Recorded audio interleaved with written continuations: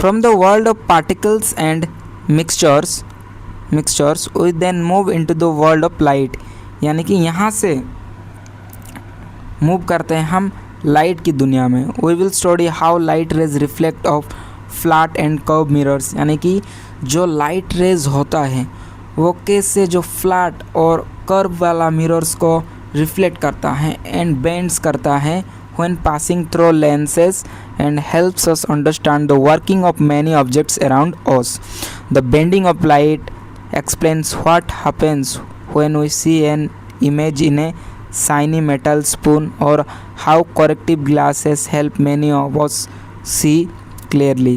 यानी कि लाइट का जो बेंडिंग होना एक्सप्लेन करता है कैसे हम एक इमेज को देखते हैं, जैसे कि एक मेटल का स्पून है जो कि शाइनी है, वहाँ पे कैसे हम ऑब्जेक्ट को देखते हैं, या फिर जो करेक्टिव ग्लासेस हम पहनते हैं उसके हेल्प से हम क्लियरली कैसे चीज़ को देख सकते हैं वो पढ़ेंगे।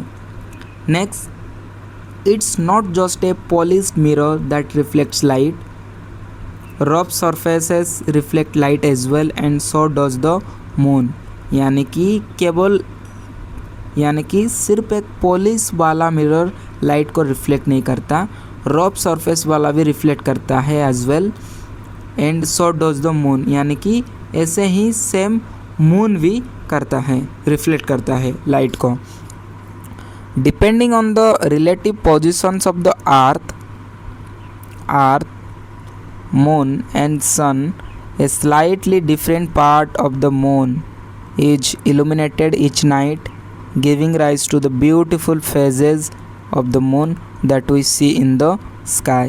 यानी कि अर्थ, मून और सन के रिलेटिव पोजिशंस के हिसाब से a slightly different part of the moon is illuminated, यानी कि मून की position as comparing to sun and earth कौन सी हिस्सा इल्यूमिनेट हो रहा है, जो कि ब्यूटीफुल फेजेस देता है मून का, जो कि कभी पूर्णिमा होता है तो कभी अमावस्या होता है, यानी कि बिल्कुल भी चांद नहीं दिखता है, या फिर मतलब कभी पूरा फुल मून दिखता है।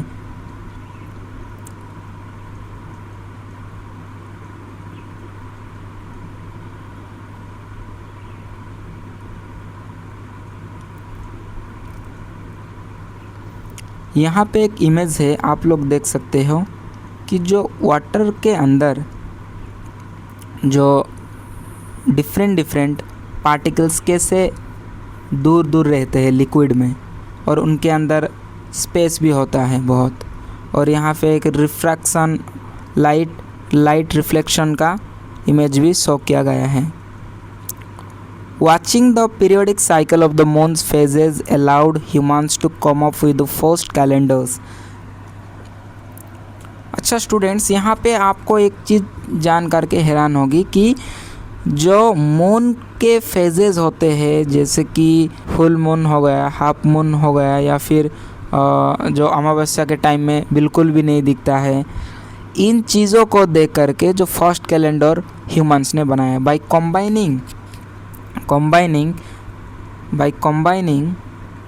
by combining careful observations of sunrises, sunsets and lunar cycles, various calendars came into being। Isn't it fascinating that the calendars which determine our routines on earth are linked to the motions of objects far beyond our planet? यानी कि यहाँ पे एक सवाल पूछ रहा है कि क्या एक फैसिनेटेड नहीं है कि जो कैलेंडर जो डिटरमाइन करता है हमारा रूटीन्स को अर्थ में, जो कि लिंक है motion of objects far beyond our planet, यानी कि हमारे प्लानट के फार बियॉन्ड जो मोशंस हो रहा है ऑब्जेक्ट्स का, उनके हिसाब से यहाँ पे अर्थ में मतलब कैलेंडर दिन डिसाइड किया जाता है।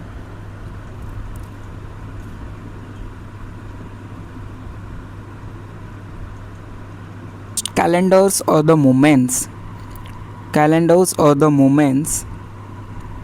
of the sun and moon that are linked. Right here on earth there are marvelous and complex patterns of relationships between living organisms and their environments. Every living being, from tiniest insects to the largest well from blades of grasses to tall trees depends on an response to the air, water, sunlight, and other organisms around them, forming the ecosystems that support life on our planet। यानी कि यहाँ पे NCERT कह रहा है सिर्फ calendar या फिर सन मून का कैलेंडर सिर्फ सन और मून के मूवमेंट से लिंक नहीं है।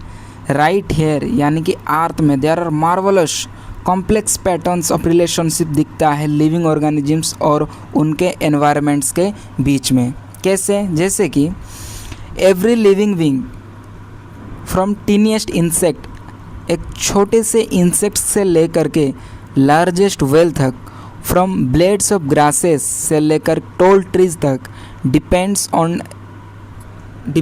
On and response to the air, यानी कि सभी एयर को, वाटर को और सनलाइट को रिस्पॉन्ड करते हैं, and other organisms around them forming the ecosystems that supports life on our planet. In the final chapter of this book, we can put it together and try to understand what makes Earth just right for life and recognize the urgent challenges that our planet now faces। यानी कि इस NCERT की अर्थ में ऐसी कौन सी चीज़ है जो कि लाइफ को मतलब सर्वाइव करने के लिए हेल्प करती है। To recognize the urgent challenges that our planet now faces, यानी और इस स्थिति में आज की संदर्भ में हमारा जो प्लानट अर्थ है कौन सी अर्जेंट चैलेंजेस फेस कर रहा है उसके बारे में भी डिस्कस करेंगे। Most importantly the earth lies at the perfect distance from the sun where water remains liquid and it has an atmosphere that provides oxygen we breathe while shielding us from harmful ultraviolet rays। यानी कि सबसे importantly जो अर्थ है वो लाई करता है perfect distance from सन, यानी कि सन से ना ही ज़्यादा दूर में है ना ही ज़्यादा सन के पास है, एक परफेक्ट डिस्टेंस में है। उसके साथ साथ इसीलिए वाटर लिक्विड है, नहीं तो अगर पास होता अर्थ अगर सन के पूरी तरह से पास होता तो लिक्विड नहीं होता, पूरा मतलब उबल जाता, पानी पूरा भाप बन के चला जाता, या फिर बहुत दूर होता तो फ्रीज हो जाता। एक परफेक्ट डिस्टेंस में है इसीलिए वाटर लिक्विड है, and it has an atmosphere. उसके साथ साथ अर्थ का एक एटमॉस्फेयर है जहाँ की ऑक्सीजन मिलता है हमको ब्रीथ करने के लिए, और अल्ट्रावायलेट रेज से हमको O3 यानी कि ओजोन लेयर बचाता है। But human activities on the planet can cause small changes in the temperature of the earth, disrupting climate patterns with dangerous consequences. यानी कि जो ह्यूमन एक्टिविटीज़ है प्लानट में अगर छोटे से भी बदलाव लाते हैं टेम्परेचर से रिलेटेड, यानी कि टेम्परेचर बढ़ा देते हैं, तो ये डिसरप्ट कर देता है क्लाइमेट पैटर्न्स को और डेंजरस कॉन्सिक्वेंसेस ला सकता है। तो स्टूडेंट्स यहाँ पे आप लोग देख सकते हैं कितने ब्यूटीफुल हमारे अर्थ के डिफरेंट इकोसिस्टम का डायग्राम है। At the heart of both the problem and any possible solution is us, यानी कि प्रॉब्लम और सॉल्यूशन के बीच में हम हैं, एंड एनी पॉसिबल सॉल्यूशन अगर हम कर सकते हैं तो हम ही को करना पड़ेगा। We are the ones influencing earth's climate, यानी कि हम जो इंसान होमो सपियंस, हम इंसान ही हैं जो कि अर्थ की क्लाइमेट को इन्फ्लुएंस कर रहे हैं। But we are also the ones who can and must use science to understand the changes and guide our actions.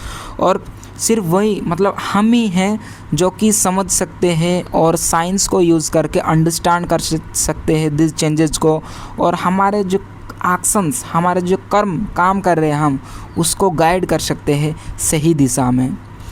The same scientific principles that we have guided our journey through the middle stage, observing, measuring, Experimenting will be the key in helping us protect the delicate balance on which life depends.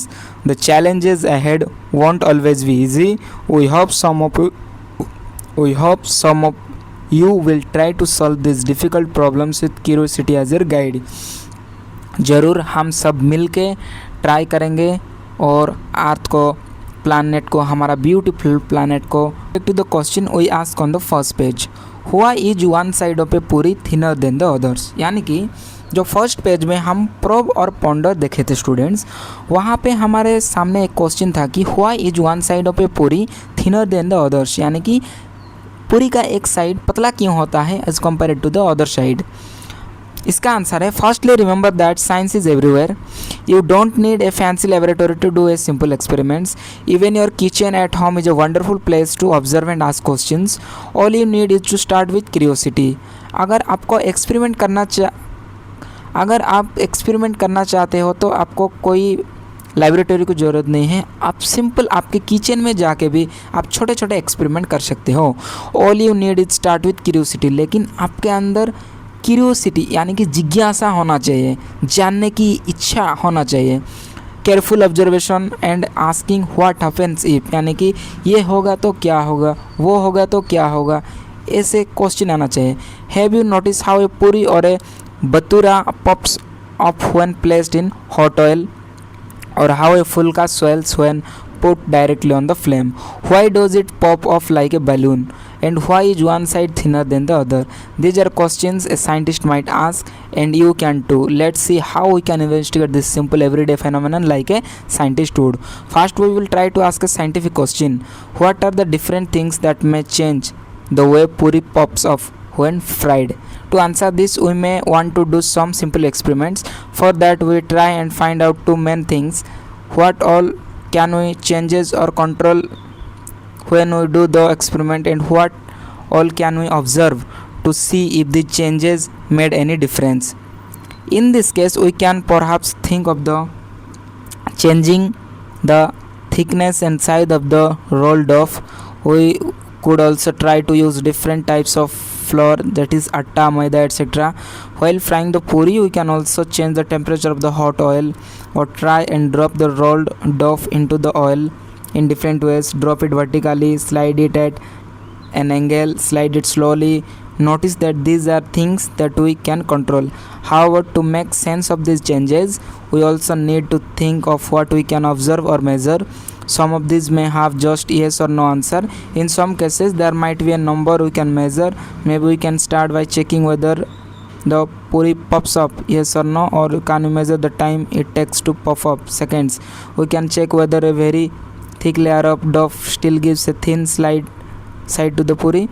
Further, while doing such experiments, it is better to change only one thing at a time while keeping the other conditions same. For example, if you wanted to see the effect of boiling hot and not very hot oil, we would use circles of dough of the same thickness and drop them in the same way. It is also a good idea to keep notes of everything that you see and sense when doing an experiment. Did the oil splatter, smell or smoke? And after doing one round of experiments, you may think of more questions. Do puris pop better when made fresh or from stored dough? What happens if I prick a hole in the puri before frying? This is exactly how all scientific experiments from simple to the most complicated are done. यानी कि यहाँ पे जो पूरी वाला experiment किया जा रहा है स्टूडेंट्स, मतलब ऐसा नहीं कि साइंस में सिर्फ कॉम्प्लिकेटेड एक्सपेरिमेंट करेंगे. हम छोटे छोटे जो भी एक्सपेरिमेंट कर सकते हैं उसी से साइंस की शुरुआत होती है. This is the idea of systematic investigation करना. And just so you know, even this simple everyday observation of a puri swelling is not really completely understood by our scientists today. Of a puri swelling is not really completely understood by scientists today. यानी कि यहाँ पे एक important line बता रहे हैं कि simple सी पूरी जो फूलता है उसका भी पूरी तरह से डिटेल साइंटिफिक मतलब सर्च नहीं हुआ है. तो भाई बड़े बड़े चीज़ का तो अलग अलग ही बात हो गई. तो जितना भी हो सके छोटे छोटे एक्सपेरिमेंट करना चाहिए और हमको जानना चाहिए. So whether it is the swelling of a puri और shrinking bright part of the moon after Purnima, let your careful observations guide you along your exploration into the investigative world of science. Happy investigating. तो students, ये रहा first unit, जो कि कुछ भी नहीं है, यहाँ पे बस ये एक्सप्लेन करने की कोशिश कर रहा है कि जो भी हम क्लास 8 में जो डिफरेंट चैप्टर्स हैं वहाँ पे हम क्या क्या पढ़ेंगे।